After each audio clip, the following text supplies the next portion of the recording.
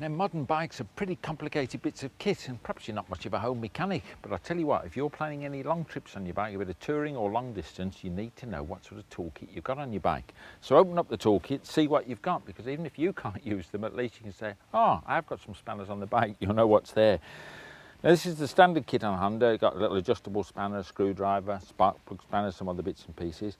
The important ones, rear suspension adjustments. And watch this, when you get this very small one, this is to adjust the preload on the spring. You'll see a big ring at the top of the spring, but it's very difficult to use like that. They always give you one of these, looks like a squash tube, which in fact it is, but you put that on the end there to give you extra leverage, so that's what that's for.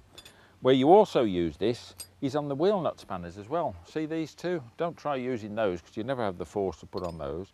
Put this over there, that's what it's designed for, and don't use it right up there, put it on the end so you can get some real purchase on there. While we're talking to that, why are you going to need to do that? You're going to adjust the back chains, certainly if you're doing a lot of miles, and if it's been raining, if it's hot weather or whatever, you're going to put some wear into that train, so you're going to need to adjust it.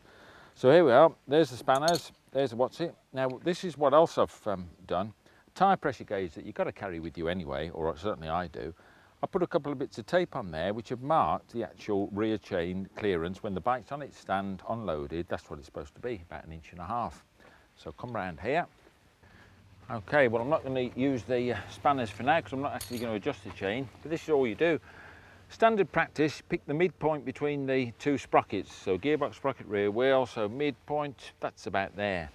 Now with this little handy gauge that I've already marked out, that is this slack or the clearance that you're supposed to have on the chain. So put it in the mid position, about there we said, didn't we? Hold it down there, let's mark it up with that rivet. See that rivet is right on the edge of that tape, pull it up, and it's just, oops, it's just on the edge of the other tape, down there, another check, up there. So that's about right, I've actually got the correct clearance on that. But another tip for you, if you've got something similar like this and you haven't marked it out, but you've got a screwdriver blade or a tyre pressure gauge, come to the back of the bike, and with the back wheel free, if you just put it in the sprocket there and just turn it around like that. Now that, I can't turn that wheel any further, that chain now is dead tight. That gives you a rough indication that that chain is about right. If this ended up coming around the back of the sprocket, not only has your sprocket had it, but the chain is about to come off and it's stretched hopelessly.